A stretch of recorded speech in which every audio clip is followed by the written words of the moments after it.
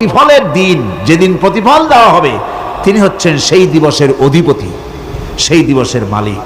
সূরা ইনফিতারে আল্লাহ পাক বলছেন, ওয়ামা আদরাকা মা ইয়াউমুদ্দিন সুম্মা মা আদরাকা মা ইয়াউমুদ্দিন।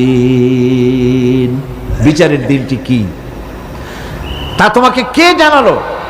আবার জিজ্ঞেস করছি, তোমাকে কে জানালো বিচারের দিনটা কি? আল্লাহ পাক জবাবে বলছেন, বিচারের দিনটা হচ্ছে ইয়াউমা লা তামলিকু নাফসুন লিনাফসিন শাইআন ওয়াল আমরু ইয়াউমা ইযিন লিল্লাহ।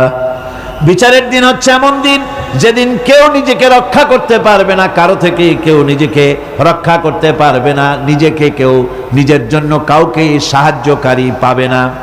সমগ্র ব্যাপারটি নিরঙ্কুশভাবে আল্লাহ রাব্বুল আলামিনের হাতে থাকবে। সেই দিনটার নাম কিয়ামত, সেটার নাম পরকাল, সেটার নাম হচ্ছে বিচারের দিন। যেদিন কর্তৃত্ব হবে কেবলমাত্র কার? আল্লাহ পাকের। সেই দিনটা হচ্ছে কর্মফল পাওয়ার দিন। লাহা মা কাসাবাত ওয়া আলাইহা মাকতাসাবাত। প্রত্যেক মানুষই সেই উপার্জন অনুসারে সেখানে ফল পাবে। যেমন কর্ম তেমন ফল পাবে, ব্যক্তি হিসাবে পাবে, দল হিসাবে পাবে।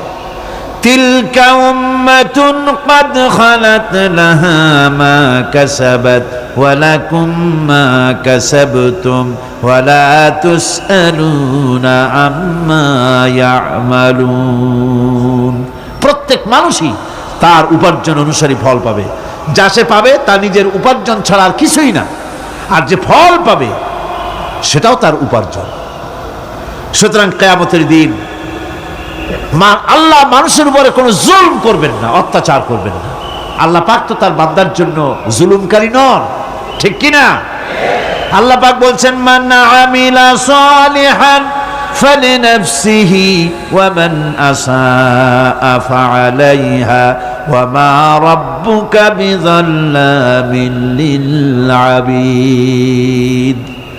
যে ব্যক্তি পূর্ণ কাজ করলো সে নিজের কাজে নিজের স্বার্থেই তা করলো। আমরা যে নামাজ পড়ি এটা কি আল্লাহর স্বার্থ? কথা কন, আল্লাহর স্বার্থ? সারা পৃথিবীর সমস্ত মানুষ যদি আল্লাহরে সেজদা দেয়, আল্লাহর ক্ষমতা আরো কিছু কালের জন্য বাড়বে নাকি? সমস্ত মানুষ যদি আল্লাহকে অস্বীকার করে, বিদ্রোহী ঘোষণা করে, বিদ্রোহ ঘোষণা করে, তাতে কি আল্লাহর ক্ষমতা শেষ হয়ে যাবে? নাউযুবিল্লাহি মিন যালিক। যেমন ছিলেন তেমনই থাকবেন। সুতরাং আমরা যা করি, আমরা নামাজ পড়ি নিজেদের জন্যে, আল্লাহকে খুশি করার জন্য, কিন্তু কল্যাণটা আমার। কল্যাণটা কার? আমার। রোজা, হজ, যাকাত, তেলাওয়াত যা করি সব আল্লাহকে খুশি করার জন্য, কিন্তু স্বার্থ পুরাটাই আমার, আমার কল্যাণের জন্যই আমি করি। এবং আল্লাহ হচ্ছেন তিনি তোমাদের রব। ওমা রাব্বুকা বিযাল্লামিন লিল আবিদ।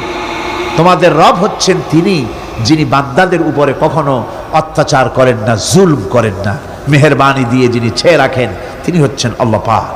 সুতরাং সেই কিয়ামতের মাঠে আল্লাহ পাকের দরবারে আমাদের সকলকেই উঠতে হবে। আল্লাহ পাকের দরবারে আমাদের সামনে, আল্লাহ পাকের সামনে দাঁড়াতে হবে। সেদিন আমাদেরকে কেউ বাঁচাতে পারবে না। সেদিন আল্লাহ পাক এর দরবারে যেন আমরা আসামি না হই, সেজন্য এই পৃথিবীতে কোরআন অনুযায়ী আমাদের জীবন গড়তে হবে, সুন্নাহ অনুযায়ী জীবন গড়তে হবে। তাহলে পরকালে আল্লাহ পাকের কাছে নাজাত পাওয়া যাবে। বড় কঠিন জায়গা, বড়ই কঠিন জায়গা।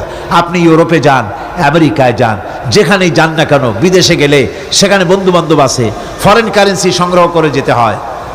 আর যদি বন্ধু বান্ধব না থাকে তাহলে ফরেন কারেন্সি তো সংগ্রহ করে নিয়ে যাবেনি, সেটা দিয়ে আপনার উপকার হবে। কিন্তু এমন একটা দেশে আমরা যাব, আমাদের সকলকে যেতে হবে। ওই দেশটার নাম কি? পরকাল। ওটার নাম কি? পরকাল। ওই পরকালে আমরা যে উঠব, সেখানে কোনো আত্মীয় স্বজন মিলবে না। আল ইয়াউমা লা ইয়ানফাউ মালু ওয়ালা বানুন। ধন, সন্তান, সন্ততি, সম্পদ কোনো কাজে লাগবে না কিয়ামতের মাঠে। সেদিন আমাদেরকে উঠতে হবে খালি হাতে। সেখানে উঠতে হবে, কোনো ফরেন কারেন্সি দিয়ে কাজ হবে না, বন্ধু বান্ধব মিলবে না, কারেন্সিও মিলবে না। এমন একটা কঠিন জায়গা যেখানে মাথার উপরে হবে প্রচণ্ড সূর্যের কিরণ, পায়ের তলে হবে তামার মতো জমিন, সমস্ত মাঠ জুড়ে শুধু মানুষ চিল্লাবে, কাঁপতে থাকবে, চিল্লাইতে থাকবে, উলঙ্গ উলঙ্গিনী হয়ে কিয়ামতের মাঠে মানুষ আল্লাহর দরবারে উঠবে। হযরত আয়েশা সিদ্দিকা রাদিয়াল্লাহু তাআলা আনহা বলেছেন, হে রাসূল, তাহলে কি মানুষের শরম করবে না? হুজুর বললেন, শরমের অনুভূতিই তো থাকবে না, মানুষ সব আকাশের দিকে, ঊর্ধ্বের দিকে তাকিয়ে থাকবে, ভয়তে অস্থির হয়ে যাবে, কেউ কারো দিকে তাকাবার সময় পাবে না। এমন একটা বিভীষিকাময়, এমন একটা বিরাট জায়গায়, কঠিন জায়গায় আমাদের সকলকে উঠতে হবে। যাওয়ার আগে আল্লাহ পাক স্মরণ করিয়ে দিচ্ছেন, সূরা ফাতিহা প্রত্যেক নামাজে আমাদের স্মরণ করিয়ে দেয়, তিনি শুধু রহমান রহিমই নন, তিনি মালিক ইয়াউমিদ্দিন। তিনি কিয়ামতের দিন মানুষের বিচার করবেন। সে বিচারের মধ্যে পক্ষপাতিত্ব থাকবে না, সে বিচারটা বড় কঠিন হবে।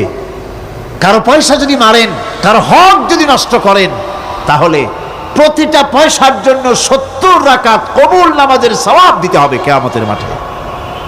বাঁচা যাবে না সেদিন, উপায় হবে না। আল্লাহ পাক যার প্রতি রহম করবেন তিনি ছাড়া আর বাঁচার কোনো পথ থাকবে না। সেই জন্য ওই পরকালের মাঠে কিয়ামতের দিন আল্লাহ পাকের দরবারে আমরা যেন আল্লাহর খাঁটি বান্দা হয়ে উঠতে পারি, এই জীবন যাপনের তৌফিক আল্লাহ পাক যেন আমাদের দান করেন। আমরা সবাই বলি আমিন, সকলে বলেন আমিন। الذين إن مكناهم في الأرض أقاموا الصلاة وآتوا الزكاة وأمروا بالمعروف ونهوا عن المنكر। মুসলমানেরা যদি ক্ষমতায় যায়, দিনদার ইমানদার লোকেরা যদি ক্ষমতায় যায়, চারখানা কাম করবে। জোরে বলেন কয়খান? প্রথম নম্বরে নামাজ কায়েম করবে, 2 নম্বরে যাকাত আদায় করবে, 3 নম্বরে ভালো ভালো কাজের আদেশ করবে, আর 4 নম্বরে কি করবে? সমস্ত খারাপ কাজগুলি 2 হাত দিয়ে তারা বাধা দেবে। বাধা দেবে কি দিয়ে? হ্যাঁ, এইবার দেখা যাচ্ছে কয়েকজনে বলছে, বেশি লোকে ভয় পাইছে। বাধা দেবে কি দিয়ে? হ্যাঁ, এই 2 হাত দিয়ে বাধা দিতে হবে। এই কথাটা কে বলেছেন? না না, আল্লাহ বলেন না। আন্দাজে মারলে হইব নাকি? বুঝে শুনে জবাব দিতে হবে। 2 হাত দিয়ে বাধা দিতে হবে। কথাটি কার? রাসূল করিম সাল্লাল্লাহু আলাইহি ওয়াসাল্লামের। মান রা মিনকুম মুনকারান ফালিয়ুগাইয়িরহু বিয়াদি। 2 হাত দিয়ে বাধা দাও, 2 হাত দিয়ে অন্যায়ের প্রতিরোধ করো। আমরা করি না। এই সরকারের আমলে সিনেমার যত ন্যাংটা ছবি রাস্তায় রাস্তায় টানানো, আমি জিজ্ঞেস করতে চাই, এত নোংরা ছবি বাংলার ইতিহাসে কোনদিন টানানো হয়েছে কিনা? একজন সরকার, একটা সরকার প্রধান নারী, একজন নারী সরকার প্রধান, আর তার সময় নারীরা সবচাইতে বেশি লাঞ্ছিত আর ধর্ষিত হলো। ভালো কাজের আদেশ দাও, অন্যায় কাজ থেকে ফিরাও। রমজান মোবারক আসতেছে, চট্টলার সিংহ পুরুষেরা হাত মজবুত করো, সিনেমার পোস্টার ছেড়ে আন্দোলন শুরু করে দাও। কোন সিনেমায় নগ্ন ছবি থাকতে পারবে না, কোন রাস্তায় নগ্ন ছবি থাকতে পারবে না।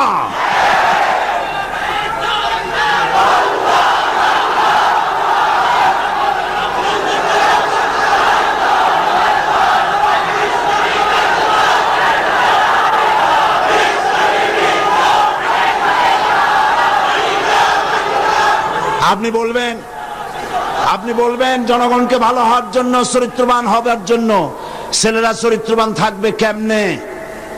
রাত 2টোর পরে ডিশ এন্টিনার মাধ্যমে নীল ছবি প্রদর্শিত হয়, ডিশ এন্টিনা দিয়ে। এই ডিশ এন্টিনার এই পারমিশন কে দিল? কি জবাব দিবা কিয়ামতের দিন? এত ধর্ষণ বাড়তেছে খামোখা, কুলঙ্গ ছবি রাস্তায় টানানো, আর রাতের বেলায় নীল ছবি প্রদর্শিত হচ্ছে ডিশ এন্টিনার মাধ্যমে। যুবক যুবতীরা দেখতেছে, চুরি হচ্ছে, ডাকাতি হচ্ছে, খুন হচ্ছে। বাংলাদেশ হাবিয়া দোজখে পরিণত হয়ে গেছে।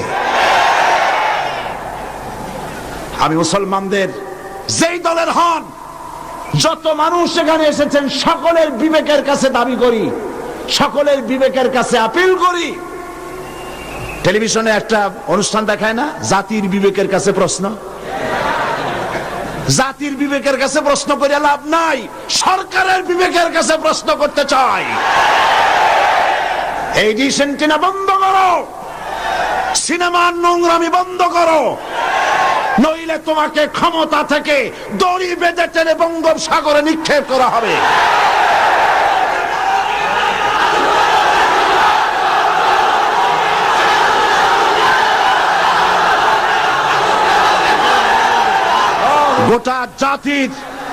গোটা জাতির চরিত্র নষ্ট করা হচ্ছে। আপনারা যদি ঘুমায় থাকেন, জাতিকে বলছি, যেই দল করেন, আপনি যদি ঘুমায় থাকেন, আপনার ঘরের ভিতরে আপনার সন্তান ধর্ষক হবে, আপনার মেয়ে নষ্ট হবে, ভ্রষ্ট হবে। গোটা জাতি ইউরোপ আমেরিকার চাইতে নোংরামি, নষ্টামি, ভ্রষ্টতার ভিতরে ডুবে যাবে গোটা দেশ। এখনো সময় এসেছে, রুখে দাঁড়াও, রুখে দাঁড়াও। ঈমান বাঁচাবার লক্ষ্যে, দেশ বাঁচাবার লক্ষ্যে। ও আমার জাতি, ফিরে এসো, ঈমানের বলে বলিয়ান হও। ইন্না কায়দা শায়তানে কানা দাঈফা, শয়তানের চক্রান্ত আসলেই দুর্বল। বাড়িওয়ালার শক্তি বেশি না চোরের শক্তি বেশি? আপনারা বাড়িওয়ালা। অন্যায় কাজের প্রতিরোধ, ভালো কাজের আদেশ, এই কাজটা রাসূলুল্লাহ করেছিলেন। আপনারা দেখেন, আমাদের দেশে মসজিদেও লোক ভরা, সিনেমা হলে কি মানুষের খুব দুঃখ নাকি? বরং সামনে লেখা থাকে হাউসফুল, লোক ভর্তি। মাহফিলেও লোক ভর্তি, গান বাজনাও লোক ভর্তি। আমি এই দৃষ্টান্তটা এইভাবে দেই যে একটা খাল উত্তর দক্ষিণে প্রবাহিত, ওই খালে অনেক মাছ আছে। মাছ ধরার জন্য এলাকাবাসীরা খালের মধ্যে নেমে গেল। তারপরে উত্তর দিকের পানি বালতি ভরিয়া দক্ষিণ দিকে ফালাইতে লাগলো বহু মানুষ। এইভাবে পানি ফালাইতে ফালাইতে সন্ধ্যা হয়ে গেছে। মাছ ধরার জন্য পিছনে তাকাইছে, তাকায় দেখে সামনেও যত পানি, পিছনেও তত পানি। মেহনত বরবাদ, গুনাহ লাজিম। এখন এই অবস্থা হলো কেন বলেন তো বুদ্ধি করিয়া? সুবহানাল্লাহ, সকলেই সচেতন, বুঝে ফেলাইছেন। বাঁধ না দিয়া সমানে পানি ফেলাইছে। আজকে যদি একটা আদর্শিক বাঁধ আমাদের থাকতো, তাহলে মসজিদ ভরা আর সিনেমা ভরা এটা হইতো না। আদর্শিক বাঁধ হলো ইসলামী রাষ্ট্র। ইসলামী রাষ্ট্র যদি হতো, তাহলে সিনেমার ছেলেরা, সিনেমা যারা দেখে, ওরা ভালো হয়ে হইয়া মসজিদে ঢুকতো। আর মসজিদের মানুষ কোন রকম সিনেমায় যেত না। যত খারাপ ভালো হতো, যত খারাপ তত ভালো হতো। হতে হতে উত্তর দিকে তাকায় দেখা যেত খারাপ একটাও নাই, সব ভালো হয়ে গেছে। রাসূলুল্লাহ এটাই করেছেন, আল্লাহর নবীরা এটাই করেছিলেন। এবং এই পদ্ধতি দিয়ে ওই আমরুহুম বিল মারুফ ওয়া ইয়ানহাহুম আনিল মুনকার, ভালো কাজের আদেশ করতেন, অন্যায় কাজ থেকে দুই হাতে ফিরে হাত দিয়া বাধা দিতেন। ফিরতে হবেই। আজকে এই কাজটি করার পর রাসূল করিম সাল্লাল্লাহু আলাইহি ওয়াসাল্লাম তার যুগে 10 বছর এটার উপরে শাসন করলেন। আল্লাহ পাক বলেছেন, এই কাজটা করলেই তোমরা মুক্তি পাবে, কল্যাণ পাবে। এই কি কাজ? ভালো কাজের আদেশ, অন্যায় কাজের নিষেধ। এই কাজটা করলেই তোমরা কি পাবে? কল্যাণ পাবে। তোমাদের রাষ্ট্র কল্যাণ রাষ্ট্রে পরিণত হয়ে যাবে। এ ওয়াদা কার? এবার দেখেন, 10টি বছর নবীজি রাষ্ট্র পরিচালনা করার পর ইন্তেকাল করলেন। হযরত আবু বকর রাদিয়াল্লাহু তাআলা আনহু তিনি আজ রাষ্ট্রপ্রধান হয়েছেন। হযরত আবু বকর রাষ্ট্রপ্রধান হয়ে হযরত ওমর রাদিয়াল্লাহু তাআলা আনহুকে তিনি বিচারক বানালেন। হযরত আবু বকর হচ্ছেন রাষ্ট্রপ্রধান, হযরত ওমর হলেন কি? বিচারক। 1 বছর পূর্ণ হয়ে গেছে। ঐতিহাসিকরা লিখছেন, লক্ষ্য করুন, আমারু বিল মারুফ নাহি আনিল মুনকারের সুফল লক্ষ্য করুন। হযরত ওমর 1 বছর বিচারালয় দায়িত্ব পালন করলেন জাস্টিস হিসেবে। ফামাকাসা আমান ফালাম ইয়াখতাসিম ইলাইহি ইসনান। ঐতিহাসিকরা লিখছেন 1 বছর পূর্ণ হয়ে গেল, হযরত ওমরের আদালতে 2 জন লোক এমন আসলো না যে একজন আরেকজনের বিরুদ্ধে কোনো মামলা দায়ের করেছে। সুবহানাল্লাহ কইতে ইচ্ছে করে না? এমন একটা লোক এসে একটা মামলা দায়ের করে নাই। পৃথিবীতে কি কোনো দৃষ্টান্ত আছে যে 1 বছরের মধ্যে কোনো মামলা দায়ের হয় না? হযরতে ওমর আবু বকর রাদিয়াল্লাহু তাআলা আনহুর কাছে এসে বলছেন, মা হাজাতা বি ইনদা কওমিল মুমিনিনা ইয়া খলিফাতা রাসূলিল্লাহ সাল্লাল্লাহু আলাইহি ওয়াসাল্লাম। হে রাসূলের খলিফা, এই কওমের জন্য বিচারপতির দরকারটা কি? তিনি জিজ্ঞেস করছেন, লিমাযা, কেন তুমি আমাকে এই প্রশ্ন করছো? তিনি শোনালেন যে আমার কাছে 1 বছর হয়ে গেল, একজন লোক এসে মামলা দায়ের করে নাই। হযরত আবু বকর বলছেন, এর কারণ হিসেবে তুমি কি মনে করো? কি কারণে তোমার কাছে কোনো বিচার আসলো না, একটা মামলাও দায়ের হলো না 1 বছরে? কারণটা কি? এবার শোনেন, কারণ বলছেন। কে বলতেছেন কারণটা? ওমর ফারুক রাদিয়াল্লাহু তাআলা আনহু কারণ বলছেন। কারণ কি? তিনি বলছেন, ও আমিরুল মুমিনিন, তুমি আমাকে এমন কওমের বিচারক বানিয়েছো যে কওমের দ্বীন হচ্ছে দীনুহুমুন নাসিহা, যেই কওমের দ্বীন হচ্ছে কল্যাণ কামনা করা। প্রত্যেক ব্যক্তি আরেকজনের কল্যাণ কামনা করে, কেউ শত্রুতা কামনা করে না। আজকে তাকে আমরা করি? আমি এক দল করি, আর এক দল সহ্য করি না। একজনে মিটিং করে, ওই জায়গায় আরেকজন মিটিং করে। একজন রাজনীতি করে, তার রাজনীতি সহ্য হয় না বলে 5 ট্রাক ময়লা ফেলায় দিয়ে আসে। সে যুগে তারা কল্যাণ কামনা করে, আর আজকের যুগে কি করে? কল্লা কামনা করে। অমুকের কল্লা খুলে নেব আমরা। এখন কল্লা কামনা করা হয়, আর তখন কল্যাণ কামনা করা হতো। দীনুহুমুন নাসিহা ওয়া মানহাজুহুমুল কুরআন। এই জাতির মানহাজ, তাদের উদ্দেশ্য, তাদের লক্ষ্য, তাদের কনস্টিটিউশন, তাদের সংবিধান হচ্ছে কি? আল কোরআন। ওয়া আমালুহুম আল আমরু বিল মারুফ ওয়া নাহি আনিল মুনকার। আর এই কওমের কাজ হচ্ছে আমল, তাদের কাজ হচ্ছে ভালো কাজের আদেশ করে বেড়ানো, আর যার সামনে অন্যায় হয় 2 হাতে বাধা দিয়ে অন্যায় ফিরায় দেয়। সুবহানাল্লাহ। ওয়া আমালুহুম আল আমরু বিল মারুফ ওয়া নাহি আনিল মুনকার। এখানেই শেষ নয়। ও আমিরুল মুমিনিন, আপনি আমাকে এমন এক কওমের বিচারক বানিয়েছেন যেই কওমের জনগণের অবস্থা কি জানেন? ওয়াইদা আহাদুহুম মারিদু আদুহু।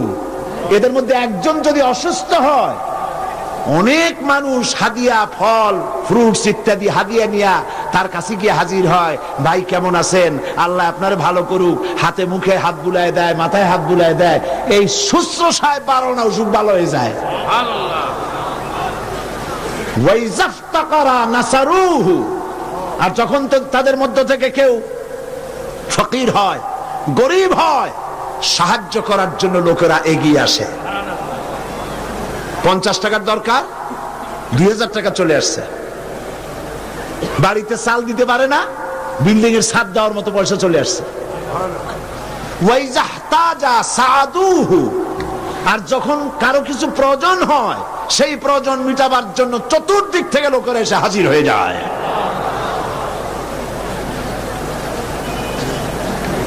কুল্লু ওয়াহিদিন মিনহুম ইয়ারিফু হাদ্দাহু ফায়াকিফু ইনদাহু। এর প্রত্যেক ব্যক্তি তার নির্ধারিত সীমা চেনে। যেখানে আল্লাহ রাব্বুল আলামিন যে জিনিসকে হারাম করেছেন, ওই হারামের বর্ডারে গিয়ে দাঁড়ায় যায়, হারামকে ক্রস করে না। ফায়াকিফু ইনদাহু, সেখানে দাঁড়িয়ে যায়। ফাফিমা হুম ইয়াখতাসিমুনা ইলাইয়া ইয়া খলিফাতা রাসূলিল্লাহ সাল্লাল্লাহু আলাইহি ওয়াসাল্লাম। সুতরাং এই জাতির জন্য বিচারকের দরকারটা কি? খামোখা সারাদিন আমি বসে থাকি, বিচারকের কোনো দরকার নাই। আহারে সুবহানাল্লাহ বলতে পারলেন না? রাসূলুল্লাহ এই সমাজ তৈরি করেছিলেন। এই সমাজ জাতীয়তাবাদ, উগ্র জাতীয়তাবাদের মধ্য দিয়ে, সমাজতন্ত্রের মধ্য দিয়ে, ধর্ম নিরপেক্ষ মতবাদের মধ্য দিয়ে আল্লাহর কসম এই সমাজের চেহারা আপনারা দেখতে পারবেন না। এই সমাজ যেটা রাসূলুল্লাহ করেছিলেন, সেই সমাজ যদি চান, এই সমাজ ভাঙতে হবে, নতুন সমাজ গড়তে হবে। দেন স্লোগান, এই সমাজ ভাঙতে হবে, নতুন সমাজ গড়তে হবে। এই সমাজকে ভেঙে দিয়ে, এই সমাজ ভেঙে দিয়ে নতুন যে সমাজ হবে, সেই সমাজ উগ্র জাতীয়তাবাদের সমাজ নয়, সমাজতন্ত্রের সমাজ নয়, ধর্ম নিরপেক্ষতাবাদের সমাজ অবশ্যই নয়। সেই সমাজ হবে আল্লাহ রাব্বুল আলামিনের দেওয়া, রাসূলের দেওয়া ইসলামী সমাজ। এই ধরনের একটি সমাজ কি আপনারা চান? এই ধরনের সমাজ কি চান? সেই ধরনের সমাজ প্রতিষ্ঠার জন্য কোরআনে কারীম বুঝতে হবে, রাসূলের প্রতি ঈমান মজবুত হতে হবে। রাসূল রাষ্ট্রপতি ছিলেন এবং तमाम পৃথিবীতে তাকে দিয়ে আল্লাহ পাক রিসালাতের দায়িত্ব কমপ্লিট করে দিয়েছেন। এখন বলতে চাই, এই রাসূলের পরে আর কোন রাসূল আসবে না। এটা আকীদার ব্যাপার। কোন মুসলমান যদি এই আলোচনা থেকে নিজেকে বঞ্চিত করেন, তাহলে বলার কিছু নাই। এটি গুরুত্বপূর্ণ আলোচনা। খাতমে নবুয়ত, বিগত কয়েক যুগ ধরে ইসলামের বিরুদ্ধে যেসব ফিতনার উদ্ভব হয়েছে, তার মধ্যে নতুন নবুয়তের দাবি হচ্ছে একটি মারাত্মক ষড়যন্ত্র।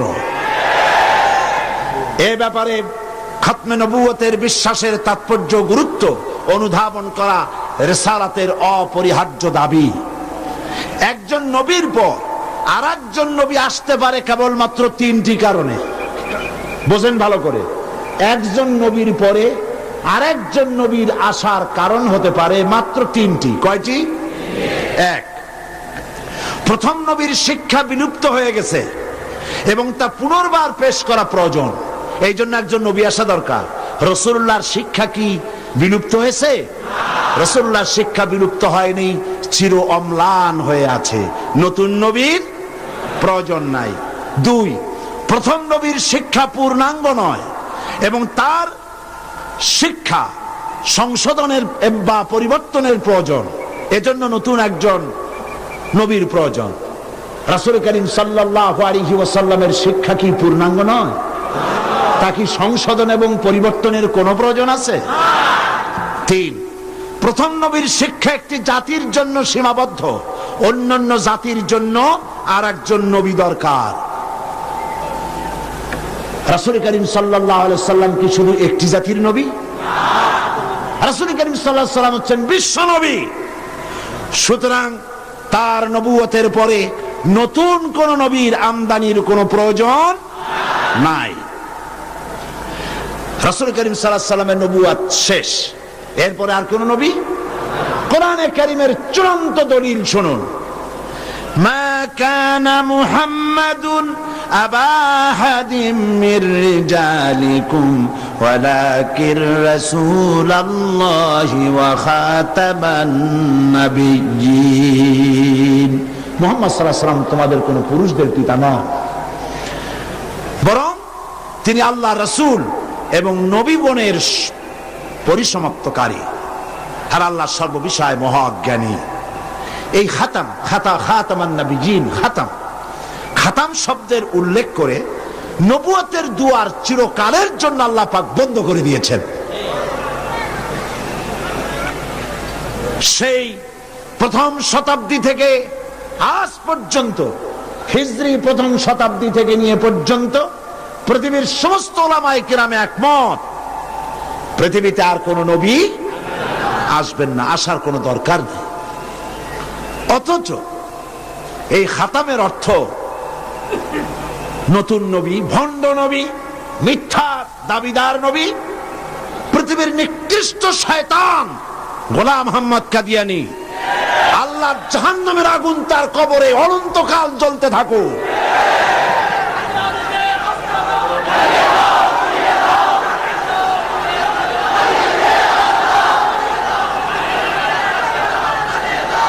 পবিত্র কোরআন মাজিদে খাতাম শব্দের অর্থকে সে বিকৃত করেছে। সে বলেছে খাতামুন নবিয়্যিন এর অর্থ হচ্ছে আফজালুন নবিয়্যিন। ওর বাপের মাথা। সে বলেছে আরো নবী আসতে পারে। আমি তার লেখা থেকে কোট করছি। গোলাম मोहम्मद कादियानी बोलছে ये बात बिल्कुल रोज रोशन की तरह साबित है कि आ हजरत सल्लल्लाहु अलैहि वसल्लम के बाद नबूवत का दरवाजा खुला है। দিবালোকের মতো এটা সত্য যে মুহাম্মদ সাল্লাল্লাহু আলাইহি সাল্লামের পরে নবুয়তের দরজা খোলা আছে। शारो बोलছে उन्होंने यानी मुसलमानों ने यह समझ लिया है कि खुदा के खजाने खत्म हो गए। उनका यह समझना खुदा ताला की कदर की ही ना समझने की वजह से है, वरना एक नबी क्या मैं तो कहता हूं कि हजारों नबी होंगे। শয়তান কোথাকার। সে বলছে যারা বলে অর্থাৎ মুসলমানেরা বলে আর কোন নবী আসবে না, এই কথা বলে তারা আল্লাহর ক্ষমতাকে সীমাবদ্ধ করতে চায়। আমি তো বলি এক নবী কেন হাজার হাজার নবী আসতে পারে। তার বই আনোয়ারে খেলাফত 62 পৃষ্ঠা, সেখানে সে লিখছে अगर मेरी गर्दान के दोनों तरफ तलवार भी रख दी जाए बाद और मुझे कहा जाए कि तुम ये कहो कि हजरत सल्लल्लाहु अलैहि वसल्लम के बाद कोई नबी नहीं आएगा, तो मैं उसे जरूर कहूंगा कि तू झूठा है, कज़्ज़ाब है, आपके बाद नबी आ सकते हैं और जरूर आ सकते हैं। সে বলছে আমার গর্দানের দুই দিকে যদি তরবারি ধরা হয় আর যদি বলা হয় যে নবী আর আসবে না মুহাম্মদ সাল্লাল্লাহু আলাইহি ওয়াসাল্লামের পরে, আমার গর্দান উড়ে যেতে পারে, তারপরে আমি বলবো মুহাম্মদ সাল্লাল্লাহু আলাইহি ওয়াসাল্লামের পরে আরো নবী আসতে পারে। এবার ধরুন গোলাম মোহাম্মদ কাদিয়ানি তার বইয়ের মধ্যে লিখছে कुल मुसलमान जो हजरत मसीह मऊद की बायात में शामिल नहीं हुए, खा उन्होंने हजरत मसीह मऊद का नाम भी नहीं सुना, वो काफिर है और दायरा इस्लाम से खारिज है। গোলাম মোহাম্মদ কাদিয়ানি তার আয়নায়ে সাদাকাত বইয়ের মধ্যে লিখছেন যে গোলাম মোহাম্মদকে যারা নবী মানে না অথবা তার নাম যারা শোনে নাই তারাও কাফের। নাউযুবিল্লাহি মিন যালিক। এরপরে শারও লিখছে মুসলমানদের ছেলে মেয়েরাও কাফের। তার বই আনোয়ারে খেলাফত 93 পৃষ্ঠা লিখছে अगर किसी गैर अहमदी का छोटा बच्चा मर जाए तो उसका जनाजा क्यों नहीं पढ़ा जाए, वो तो मसीह मऊद का मुनकर नहीं। मैं ये सवाल करने वाले से पूछता हूं कि अगर ये बात दुरुस्त है तो फिर हिंदुओं और ईसाइयों के बच्चों का जनाजा क्यों नहीं पढ़ा जाता है। দেখছেন কত বড় উল্লুক। সে বলছে যে মুসলমানদের বাচ্চাদের জানাজা পড়া যাবে না কেন, প্রশ্ন করা হয়েছে তাকে। সে বলছে যে মুসলমানদের জানাজা কেন পড়বো, মুসলমানদের বাচ্চাদের জানাজা কেন পড়বো, হিন্দু এবং খ্রিস্টানদের বাচ্চাদের তো আমরা জানাজা পড়ি না, সুতরাং মুসলমানদের বাচ্চারাও যখন ঈসাই আমাদেরকে যখন মানে না, গোলাম মোহাম্মদকে নবী মানে না, সুতরাং সেও কাফের, তার জানাজা পড়া যাবে না। এইভাবে তার বইপত্রের মধ্যে অনেক কথা সে লিখেছে। এমনকি কথাও লিখেছে যে আমি স্বপ্নে দেখেছি আল্লাহ আমার সামনে এক যুবকের রূপ ধারণ করে এসেছেন আর আমি এক যুবতী নারী হিসেবে তার সামনে দাঁড়ালাম, তিনি রাতে আমাকে ব্যবহার করলেন এবং তার দ্বারা আমি গর্ভবতী হয়ে আমি ঈসা মসিহে রূপান্তরিত হলাম। নাউযুবিল্লাহ। এই শয়তানের কবরে দোজখের আগুন জ্বলুক। ওকে যারা নবী বলে মানে তারা কাফের।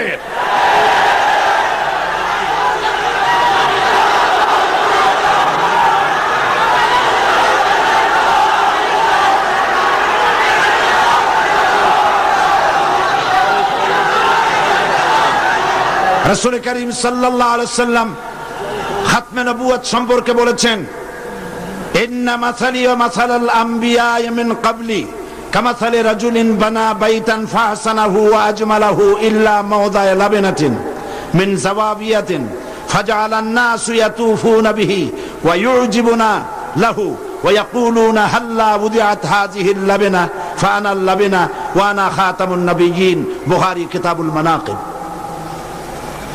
আল্লাহর নবী বলেন, একটি বিল্ডিং, সেই বিল্ডিং এর ভিতরে যদি একখানা ইটের অভাব থাকে তাহলে প্রত্যেকের চোখে ধরা পড়বে একখানা ইট নাই। যখন ইটখানা পূর্ণ করা হবে, বিল্ডিংটি পূর্ণ হয়ে গেল, নবীজি বলেন নবুয়তের ইমারতে একখানা ইটের অভাব ছিল, রব্বুল আলামিন আমাকে সেই ইট হিসাবে জায়গা পূর্ণ করে নবুয়তের ইমারতকে কমপ্লিট করে দিয়েছেন। قال رسول الله صلى الله عليه وسلم أن الرسالة والنبوة قد انقطعت فلا رسول بعدي ولا نبوة। রাসূল করিম সাল্লাল্লাহু আলাইহি ওয়াসাল্লাম বলেছেন, রিসালাত এবং নবুয়তের দরজা কাট হয়ে গেছে, নতুন করে কোন নবী বা রাসূল পৃথিবীতে আর আসবে না। قال النبي صلى الله عليه وسلم لو كان بعدي نبي لكان عمر بن الخطاب رضي الله تعالى عنه। আমার পরে যদি কেউ নবী হতো অবশ্যই ওমরকে আল্লাহ পাক নবী বানায় দিতেন। قال رسول الله صلى الله عليه وسلم لا نبي بعدي ولا أمة بعد أمتي। আমার পরে আর কোন নবী নাই, আমার উম্মতের পরে আর কোন উম্মত নাই। রাসূল করিম সাল্লাল্লাহু আলাইহি ওয়াসাল্লাম বলেছেন, আন সাওবান রাদিয়াল্লাহু তাআলা আনহু আন্নাহু قال قال رسول الله صلى الله عليه وسلم وأنه سيكون في أمتي 30 كذبون كلهم يزعم أنه نبي وأنا خاتم النبيين لا نبي بعدي। رواه أبو داود كتاب الفتن। আবু দাউদ শরীফে এসেছে, রাসূল করিম সাল্লাল্লাহু আলাইহি ওয়াসাল্লাম বলেছেন, আমার পরে 30 জন মিথ্যাবাদী নবুয়তের দাবি করবে, মিথ্যাবাদী, কাযযাব, দাজ্জাল। অথচ আমার পরে আমি শেষ নবী, আমার পরে আর কোন নবী আসবে না। রাসূলুল্লাহ সাল্লাল্লাহু আলাইহি ওয়াসাল্লামের জীবনের শেষ ভাগে মুসাইলামা কাযযাব মিথ্যা নবুয়তের দাবি করলো। রাসূলের পরে যদি আর কোন নবী আসার গুঞ্জাইশ থাকতো তাহলে আপনারা বলেন, হুজুরের ইন্তেকালের পর সর্বপ্রথম যে যুদ্ধ হলো সেটা তো এই যুদ্ধই ছিল। মুসাইলামা কাযযাবকে গ্রেফতার করার জন্য, তার বিরুদ্ধে যুদ্ধ করার জন্য সমস্ত সাহাবায়ে কেরাম এক হয়ে গিয়েছিলেন। রাসূলের পরে আর কেউ নবী হবে এটা যদি বৈধ হতো তাহলে সাহাবায়ে কেরাম এই যুদ্ধে যেতেন না, ঠিক কিনা? তার বিরুদ্ধে যুদ্ধ করেছেন। সেই বেটা নবুয়তের দাবি করছে, লোকেরা কয় আপনি তো খালি নবী নবী করেন, তা আপনার ওহী কই? কয় যে দেখো কেবল না নবী হইলাম, একটু অপেক্ষা তো করবা। হ্যাঁ, জিবরাইল আসুক। কয়েকদিন পর কয় যে জিবরাইল আসছিল আজকে। তারপর কি সূরা পাইলেন? কয় যে সূরা একখান পাইছে। সূরা কয় শোনা না আমাদেরকে, তো উম্মত তো কিছু পাবেই। উম্মত পাবে না? এখনো কেউ দাবি করুক নবী, দেখবেন কিছু উম্মত পেয়ে যাবে। পাগল ছাগলের তো অভাব নাই, ঠিক কিনা? তা না হলে গোসল শরীফের পানি মানুষে খাইতে পারে? নাউজুবিল্লাহ কোন একজন পীর হয়, ওনার একটা গোসল শরীফ হবে, গোসলের পানি শরীরের যত জায়গা ধুইয়া পড়লো, নাউজুবিল্লাহ, এইগুলা মানুষে খায়। সুতরাং পাগল ছাগলের অভাব নাই, পাগল ছাগল আছে। কিছু উম্মত পেয়ে গেছে। উম্মতেরা কয় সূরা কই? কয় পাইছি সূরা। সূরা একটা শোনাই দিল, ইন্না আ'তাইনাকাল আকা ফাসাল্লি লিরাব্বিকা ওয়াজআক ইন্না শানিয়াকা হুয়াল আবলাক। উম্মতেরা কয় যে তো মহামরণ, এ কি সূরায় পড়তে গেলে তো কাশি আসে। আর অর্থ কি? রাসূলুল্লাহর উপরে যে সূরা নাজিল হয়েছে সুবহানাল্লাহ, তা শুনলে চোখ দিয়ে পানি পড়ে। আর এটা সূরা হইল, অর্থটা কি? আমি তোমাকে নিশ্চয়ই হুতুম পেশা দান করেছি, সুতরাং তোমার রবের উদ্দেশ্যে চিৎকার মারো, তোমার শত্রুরা শ্বেত এবং কালো বর্ণের হবে। এটা হইল কি? আগা নাই মাথা নাই, তো হইল কি? তারপরে যুদ্ধ হলো, শয়তান মরল। 30 জন মিথ্যাবাদী নবুয়তের দাবি করবে। তার মধ্যে সর্বশেষ এই নবুয়তের দাবি করতে আসলো গোলাম মোহাম্মদ কাদিয়ানী। অথচ রাসূলের পর যার কোন নবী আসবে না, কোরআন সাক্ষী, সমস্ত হাদিস গুলি সাক্ষী। কোরআন শরীফের যত তাফসীর আছে, কাশাফ, বাইজাবি, তাবারি, কুরতুবি, রুহুল বায়ান, রুহুল মানি, খাজিন, দুররে মনসুর ফি জিলালিল কোরআন, জালালাইন, যত তাফসীর আরবি তাফসীর পৃথিবীতে আছে সমস্ত তাফসীর খাতামুন নবীনের তাফসীর করেছে, এরপরে আর কোন নবী আসবে না। একটি কথা মাঝখানে শোনায়নি, এই পৃথিবীতে খ্রিস্টান এবং ইহুদিরা যখনই মুসলমানদেরকে আক্রমণ করতে চেয়েছে কোনো ব্যাপারে, তখন মুসলমানদেরকে ব্যবহার করেছে, ঠিক না? মুসলমানদেরকে ব্যবহার করেছে। রাসূলুল্লাহকে গালি দেওয়ার জন্য বাংলাদেশে কবি নামের কলঙ্ক দাউদ হায়দার নামক এক শয়তানকে তারা ব্যবহার করেছিল। আবার কোরআন শরীফকে সংশোধন করতে হবে বলে নারী নামের কলঙ্ক, ওই শয়তানের নাম নেব না, তারে ব্যবহার করছিল। হযরত আয়েশা রাদিয়াল্লাহু তাআলা আনহাকে গালি দেওয়ার জন্য সালমান রুশদির মতো একটা শয়তানকে তারা ব্যবহার করেছিল।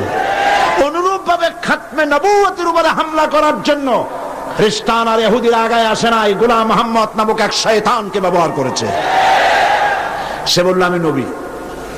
তারপরে এইসব হাবিজাবি বইপত্র লিখলো, উর্দুতে ইংরেজিতে নানান ভাষায় লিখলো। সে ছিল ইংরেজের দালাল। এরপরে আরেকটি কথা হচ্ছে, ইমাম আজম রাহমাতুল্লাহ আলাইহি বলেছেন, আপনারা বিরক্ত হচ্ছেন না তো? ইমাম আজম রাহমাতুল্লাহ আলাইহি বলেছেন, মুহাম্মদ সাল্লাল্লাহু আলাইহি ওয়াসাল্লামের পরে যদি কেউ নবুয়তের দাবি করে, তার কাছে দলিল চাওয়া যাবে না, যে তুমি যে নবী তার দলিল কি দাও। এই দলিল চাওয়া গুমরাহি, কুফরি। কারণ তুমি প্রমাণ করেছো সে যদি দলিল দিতে পারে তাহলে তার নবুয়ত তুমি মানবা। নাউজুবিল্লাহ। মাওলানা আতাউল্লাহ শাহ বুখারী রাহমাতুল্লাহ আলাইহি সেই যুগের শ্রেষ্ঠ আলেম, তিনি তার কাছে গিয়ে বলছেন, এ গোলাম, নবুয়তের দাবি করো, শক্তি পাও কই? কয় শক্তি দিছে আমার কোরআন শরীফ। কোথায় আছে? কয় কোরআন শরীফে আছে না, সূরা আস-সফের মধ্যে আমাকে বলা হয়েছে ঈসা আলাইহিস সালাম আমার ব্যাপারে বলেছেন, ইয়াতি মিন বাদ ইসমুহু আহমদ, আমার পরে একজন আসবেন তার নাম হবে আহমদ, আমি সেই আহমদ। মাওলানা বুখারী বললেন, ঈসা আলাইহিস সালাম যার কথা বলে গেছেন তার নাম আহমদ, আর তোর নাম হচ্ছে গোলাম আহমদ। তার অর্থ হচ্ছে ঈসা আলাইহিস সালাম যে আহমদের কথা বলেছেন সেই আহমদের তুই গোলাম। গোলাম আহমদ বলছে, এটা তো খুব মুশকিল হয়ে গেল। তাহলে আমি আমার নামের প্রথম শব্দ বাদ দিয়ে দিলাম, গোলাম বাদ দিলাম, আজ থেকে আহমদ হয়ে গেলাম। এখন কি করবেন? মাওলানা বলছেন, বহুত ঠিক, তোমার ফতোয়া দিয়ে আমি বলতে চাই, নামের প্রথম অংশ বাদ দেওয়া যদি জায়েজ হয়, তুমি যেমন বাদ দিছো আমারটাও বাদ দিলাম। আমার নাম আতা আল্লাহ, আমার নামের আতা বাদ দিলাম। আমার নামের আতা বাদ দিলে আমি আল্লাহ হই, আর আমি আল্লাহ হয়ে কই তোর মতো গাধারে আমি নবুয়ত দেই নাই। এরপর এই শয়তানের মউত হলো, উম্মতেরা তালাশ করে পায় না, 3 দিন খোঁজ নাই, নবী গেল কই?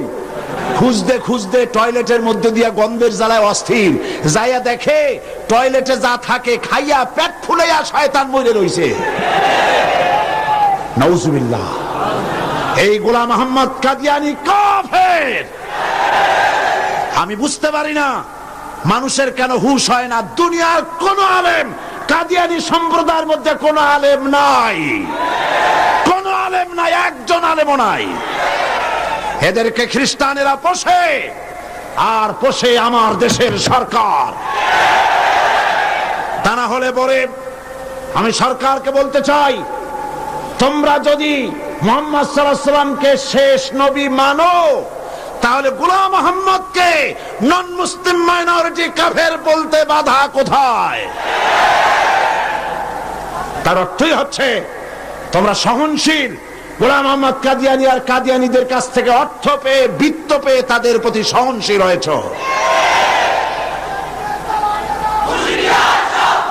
এই পৃথিবীর 18টি মুসলিম দেশ কাদিয়ানীদেরকে নন মুসলিম মাইনরিটি হিসেবে ঘোষণা করেছে। বাংলাদেশকেও করতে হবে। সেই সৌভাগ্য এই পোড়া কপাইলা সরকারের আছে কিনা আমি জানি না।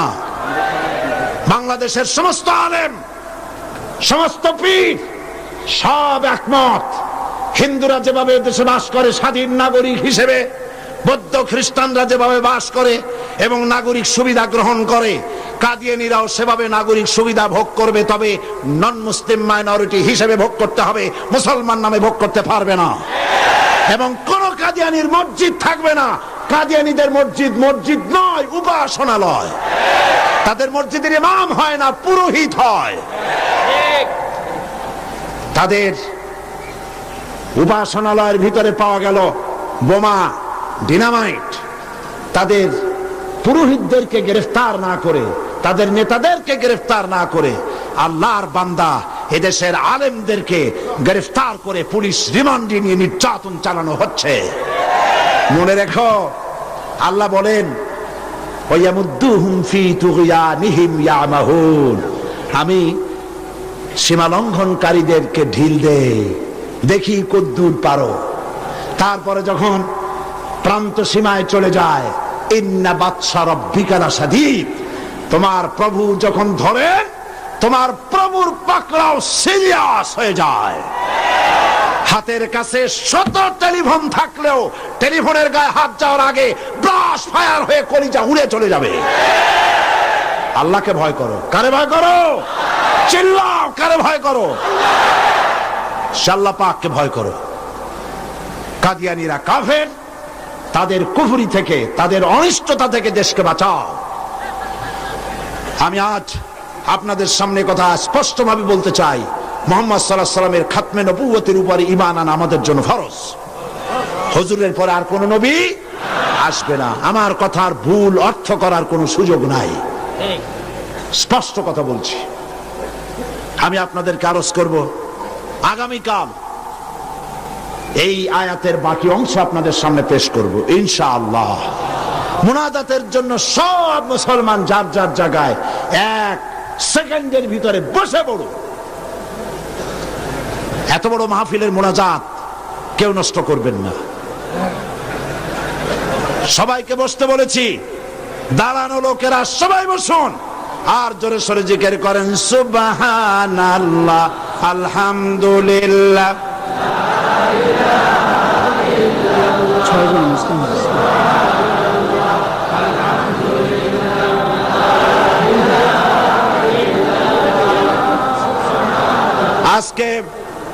আজকে 6 জন অমুসলিম ইসলাম কবুল করার জন্য এসেছেন।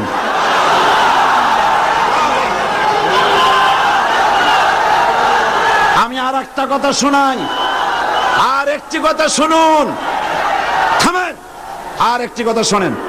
মুনাজাতের কথা শুনে প্রত্যেক দিন যারা হাঁটেন, আমি তাদেরকে অনুরোধ করবো, আল্লাহর রাস্তায় আগামীকাল মাহফিলের ভেতরে ঢুকবেন না। মেহরবানি করে মাহফিলের চতুর্দিকে থাকবেন, যাতে মুনাজাতের নাম শুনলেই আপনারা দৌড় মারতে পারেন। আল্লাহর রাস্তায় ভিতরে ঢুকবেন না।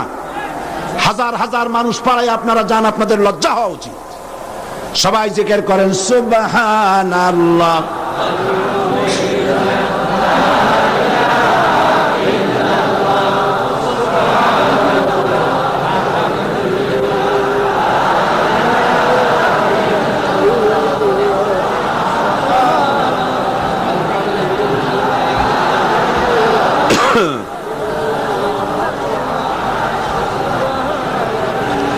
আজকে যারা ইসলাম কবুল করবেন তারা হচ্ছেন সুনীল কান্তি দাস, পিতা Arjit Kanti Das, B block road, Chandgaon, Panchlaish. বর্তমান নাম পছন্দ করেছে মোহাম্মদ ইব্রাহিম। শ্রী মানিক চন্দ্র দাস, শ্রী মানিক চন্দ্র দাস, পিতা শ্রী কমল কান্তি দাস, পাঁচলাইশ। বর্তমান নাম মোহাম্মদ সাইফুল ইসলাম আজাদ। প্রবাস কৈবর্ত, পিতা Makhan Kaibarta, Amin jute mills, main gate, Panchlaish. বর্তমান নাম মোহাম্মদ রাসেল। বিশ্বজিৎ সূত্রধর, পিতা মাখনলাল সূত্রধর, বর্তমান নাম বাড়ি সন্দীপ। বর্তমান নাম পছন্দ করেছে মোহাম্মদ মনিরুল ইসলাম। শ্রী দুলাল বাবু শীল, পিতা শ্রী জিতেন বাবু শীল, সিগন্যাল কোম্পানি, পাঁচলাইশ। বর্তমান নাম মোহাম্মদ আবু বকর সিদ্দিক। শ্রী সুবল চন্দ্র সাহা, পিতা আশুতোষ সাহা। খাগড়াছড়ি, ডাকঘর কুইসাপ, কি গুইমরা, বর্তমান নাম পছন্দ করেছে মোহাম্মদ ওসমান গনি। আসুন, হাত দাও, হাত দাও, সবাই সবাই হাত দাও, একটা একটা করে হাত দাও। হ্যাঁ হ্যাঁ, কাছে আসো একটু। লা ইলাহা ইল্লাল্লাহু মুহাম্মাদুর রাসূলুল্লাহ। আল্লাহ ছাড়া কোনো ইলাহ নাই, মাবুদ নাই, উপাস্য নাই। মুহাম্মদ সাল্লাল্লাহু আলাইহি ওয়াসাল্লাম আল্লাহর রাসূল। আশহাদু আন লা ইলাহা ইল্লাল্লাহু ওয়াহদাহু লা শারীকা লাহু ওয়া আশহাদু আন্না মুহাম্মাদান আবদুহু ওয়া রাসূলুহু। আমি সাক্ষ্য দিচ্ছি আল্লাহ ছাড়া কোনো ইলাহ নাই, মাবুদ নাই, উপাস্য নাই। তিনি এক, তিনি একক, তার কোনো অংশীদার নাই। আমি আরো সাক্ষ্য দিচ্ছি মুহাম্মদ সাল্লাল্লাহু আলাইহি ওয়াসাল্লাম আল্লাহর বান্দা এবং তার প্রেরিত রাসূল। এদিকে ফিরে সকলকে বলো আসসালামু আলাইকুম। আল্লাহর এই বান্দাগুলি, দাঁড়ায় থাকো, আল্লাহর এই বান্দাগুলি 6 জন বান্দা মুশরিক ছিলেন। এখন আমাদের তৌহিদ পন্থী কি? তারা আমাদের কি? তারা আমাদের ভাই। এখন তারা মাসুম, তারা বেগুনাহ। এই লক্ষ লক্ষ মুসলমানদের পক্ষ থেকে আমি তাদেরকে আলিঙ্গন করে ইসলামে স্বাগত জানাচ্ছি।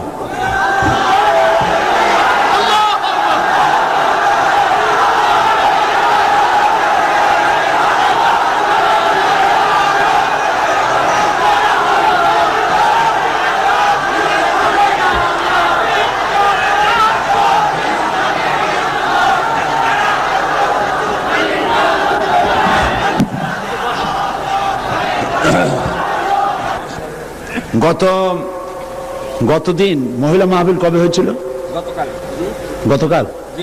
গতকাল মহিলা মাহফিলে এক বোন প্রশ্ন করেছিলেন যে বিনবাজ, আব্দুল্লাহ বিন বাজ, যিনি ইন্তেকাল করেছেন, সৌদি আরবের গ্রান্ড মুফতি এবং বর্তমান বিশ্বের শ্রেষ্ঠ আলেম, নওয়ারাল্লাহু মারকাদাহু ওয়া জাআলাল জান্নাতা মাসওয়াহু, আল্লাহ তাকে জান্নাতুল ফেরদাউসের মেহমান বানিয়ে নেন।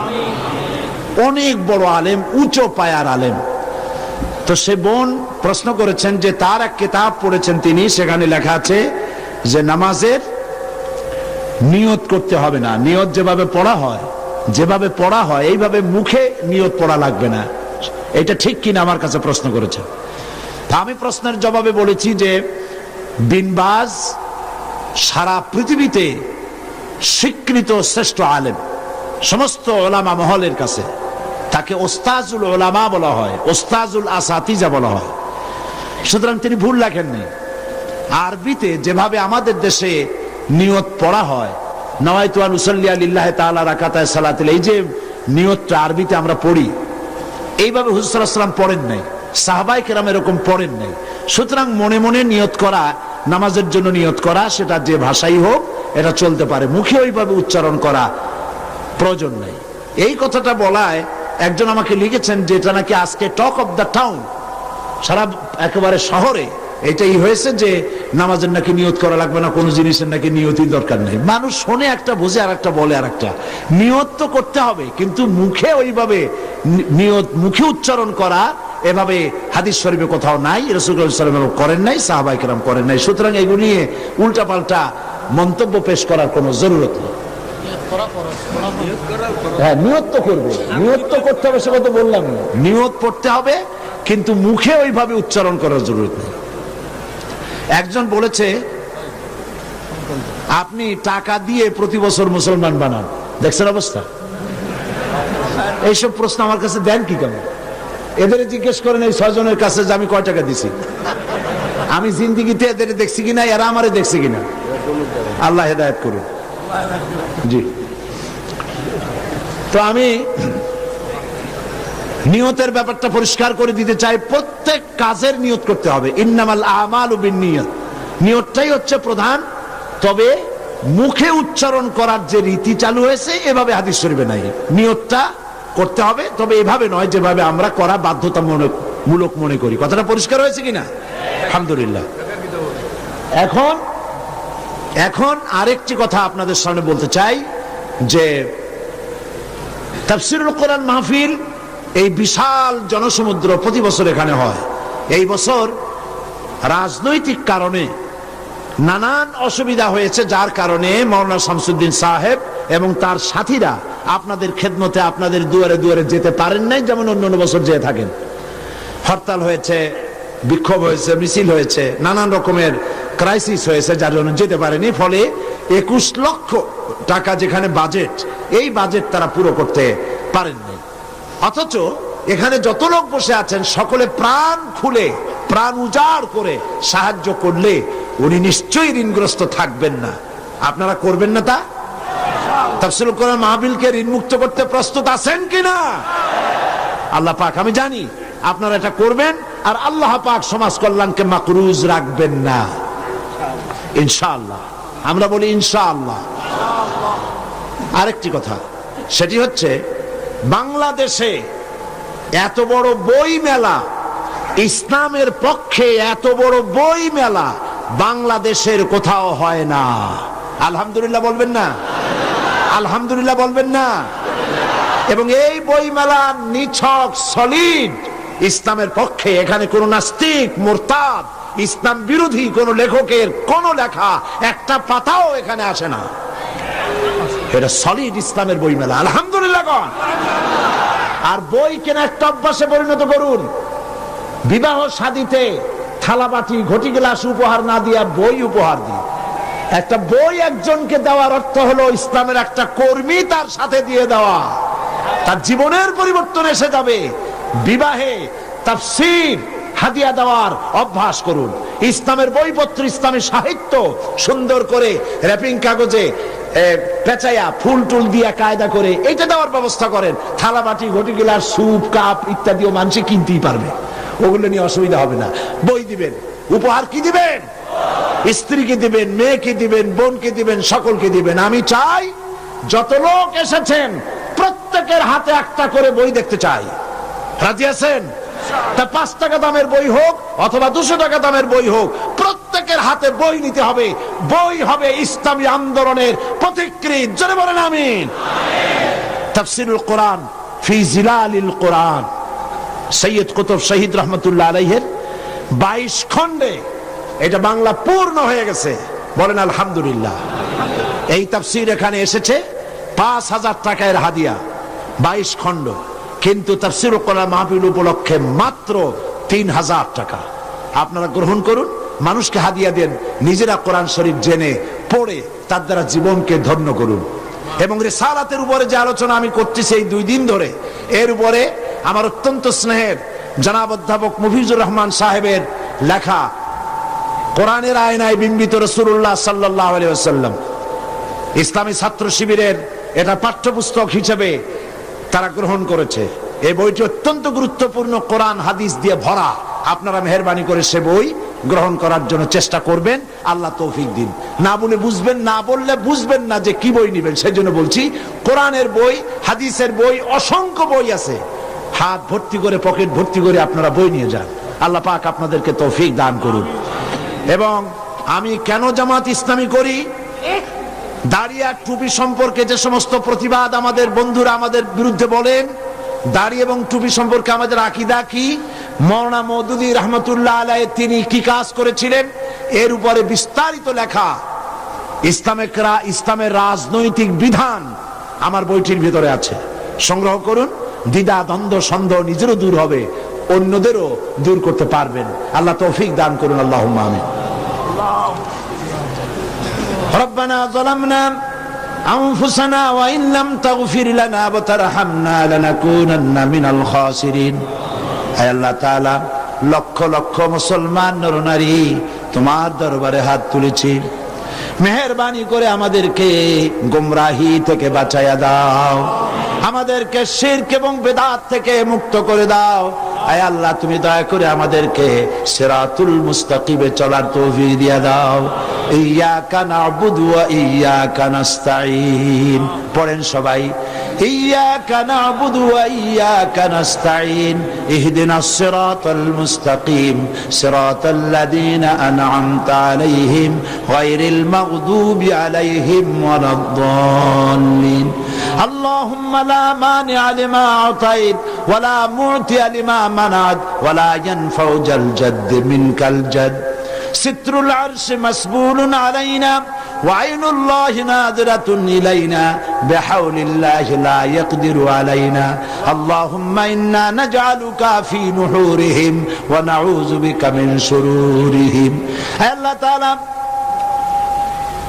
এই শতাব্দীর শেষ তাফসীরুল কোরআন মাহফিলের আজ চতুর্থ দিন। আগামীকাল এই মাহফিল শেষ হয়ে যাবে, পরের দিন এই মাঠ খা খা করতে থাকবে। হায় আল্লাহ রাব্বুল আলামিন, প্রতি বছর এই চট্টগ্রামের মানুষেরা ঈদের মতো করে উৎসব করে, প্রত্যেকের বাড়িতে বাড়িতে মেহমান জমা হয়ে যায়। হায় আল্লাহ তাআলা, মানুষেরা দূর দূরান্ত থেকে ছুটে আসে। আল্লাহ, তুমি দয়া করে এই তাফসীরুল কোরআন মাহফিলকে এই দেশের ইসলামী আন্দোলনের মাইলস্টোন বানায়া দাও রব্বুল আলামিন। এই ইসলামী আন্দোলনের জন্য তামাম পৃথিবী বুকে কোরআনে কারীমের এই আওয়াজ তুমি পৌঁছায়া দাও। খাতমে নবুয়তের উপরে যে আলোচনা আমরা করলাম, এর উপরে আমাদের আকীদা মজবুত করে দাও। আয় আল্লাহ, কাদিয়ানী সম্প্রদায়কে আল্লাহ তুমি হেদায়েত করে দাও রব্বুল আলামিন। তাদেরকে এই বাংলাদেশে তারা যে মুসলমানদের বিরুদ্ধে ষড়যন্ত্র করছে, তার মোকাবেলায় আল্লাহ তুমি দয়া করে মুসলমানদেরকে সাহায্য করো রব্বুল আলামিন। আগামীকাল আখেরি মোনাজাতে তোমার বান্দা বান্দীদেরকে চতুর্দিক থেকে মিছিল সহকারে তোমার নামের স্লোগান দিতে দিতে মানুষের উত্তাল ঢেউ এই জায়গায় তুমি সব পৌঁছাইয়া দিও। এই মাঠ তোমার বান্দাদের পদভারে শেষ দিনে সংকীর্ণ হয়ে যায়। আল্লাহ, তুমি আপন কুদরতে এই মাঠকে বড় করে মানুষের ব্যবস্থা করে দিও রব্বুল আলামিন। তোমার কুদরতি নিজাম দিয়ে এই মাহফিল পরিচালনা করে দিও। হায় আল্লাহ পাক, এই মাহফিলে জাতি ধর্ম দল মত নির্বিশেষে লোকেরা তোমার কোরআন শুনতে আসেন। আল্লাহ পাক, তোমার কাছে বিনীতভাবে ফরিয়াদ করি, যেই দলের লোক হোক না কেন, কোরআনের হেদায়েত সকলের নসিবে তুমি দিয়ে দিও রব্বুল আলামিন। তুমি দয়া করে আগামীকাল যে আলোচনা করলে মানুষের জন্য হেদায়েত নসিব হবে, সেই আলোচনা আল্লাহ তুমি আলোচকদের মুখে এনে দিও। হে আল্লাহ রব্বুল আলামিন, এই মাহফিলে দয়া করে মেহেরবানি করে যত লোকে টাকা দিয়েছে আর দেবে, আল্লাহ তুমি সকলকে মেহেরবানি করে এই সমাজ কল্যাণকে সাহায্য করার তৌফিক দান করে দিও। ইসলামী বই পুস্তক যারা নিয়ে এসেছেন কষ্ট করে, আল্লাহ তাদের কামাইতে বরকত দান করে দিও। ইসলামের এই জিহাদে অংশ নিয়েছেন লিখুনি দিয়ে কলম দিয়ে যারা, আল্লাহ তুমি তাদের প্রতি রহম করো। সমস্ত মুসলিম জনগণকে কোরআন হাদিস আর ইসলামী সাহিত্য কিনে পড়ে সেই অনুযায়ী আমল করার তৌফিক দিয়ে দিও। ربنا تقبل منا إنك أنت السميع العليم وتب علينا إنك أنت التواب الرحيم سبحان ربك رب العزة عما يصفون وسلام على المرسلين الحمد لله رب العالمين واجعل آخر كلمة عند الموت لا إله إلا الله محمد رسول الله. السلام عليكم ورحمة الله.